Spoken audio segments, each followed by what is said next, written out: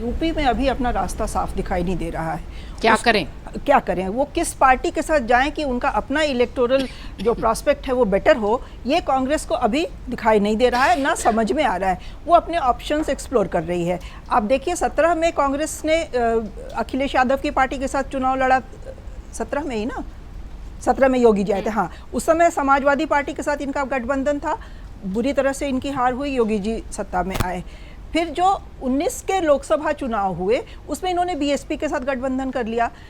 अगर आपने 17 में समाजवादी पार्टी के साथ किया था अलायंस, तो उसको शायद अगर आप कंटिन्यूड रखते, 1 साल 2 साल उस पर काम करते, तो 19 वाले चुनाव में हो सकता है उसका कुछ फ़ायदा मिलता। वो सारा कुछ छोड़ के आप एकदम से मायावती की तरफ चले गए, आपने लोकसभा चुनाव उनके साथ अलायंस करके किया। तो ये जो थोड़ा सा नी जर्क रिएक्शन कांग्रेस के हैं, मेरे ख्याल से उसकी एक वजह भी है कि कांग्रेस का अपना ऑर्गेनाइजेशन वहाँ है नहीं, फुट सोल्जर्स इनके पास है नहीं। तो ये कौन सी पार्टी के पास अच्छे फुट सोल्जर्स हैं जो कि इनको भी थोड़ा सपोर्ट दे सके, ये उसको तलाश रहे हैं। मुझे लगता है यही कांग्रेस की सबसे बड़ी ट्रेजेडी है यूपी में। कांग्रेस को अपना ऑर्गेनाइजेशन खड़े करने पर बहुत ज़्यादा काम करना पड़ेगा, जो वो अभी भी मुझे करते हुए नहीं दिखाई दे रहे हैं। थोड़ा बहुत एक्टिविटी अब इनकी दिखने लगी है वहाँ सड़कों पे। तो कांग्रेस अगर चाहती है कि उसको अलायंस करना है और अपने थोड़े बहुत गिव एंड टेक के साथ करना है, बिल्कुल सरेंडर करके नहीं करना है, कि इसको अपना ऑर्गेनाइजेशन मजबूत करना होगा। लोकल लेवल के जो नेता हैं जिनकी कि वहाँ प्रेजेंस है, जो कि अपना कुछ एक स्टैंडिंग रखते हैं, उनको आगे बढ़ाना होगा, तब जाके इनकी स्थिति कांग्रेस की यूपी में मजबूत होगी।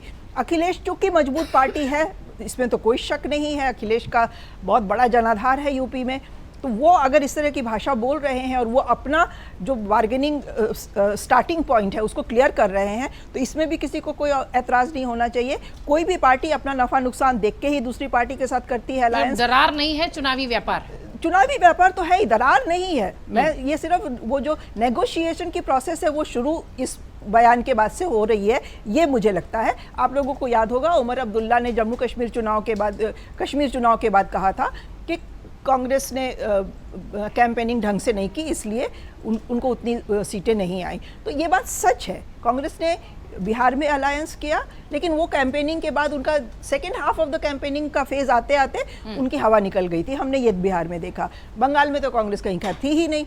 कांग्रेस थोड़ा स्टेट इलेक्शंस को लेके बड़ा आलसी रवैया अपनाती रही है और उसकी वजह से वो वीक होती जा रही है। कांग्रेस को मुझे लगता है बीजेपी के मॉडल से सीखना चाहिए।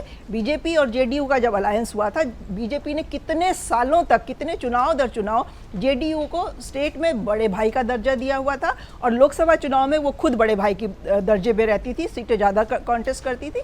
तो ये मॉडल कांग्रेस को अपने अलायंस पार्टनर के साथ बैठ के सॉलिडिफाई करना होगा, तभी जाके कांग्रेस को कहीं वहाँ पे सफलता मिलेगी। एक चीज़ मैं थोड़ा डाइग्रेस करके, संजय जी ने शायद कहा था अभी कि अब जो हिंदू और मुसलमान की जो बात हो रही है कि हिंदू जाग गया है। पहले हिंदू कुंठा में जीते थे कि कलावा पहनना है तो एक हीन भावना होती थी।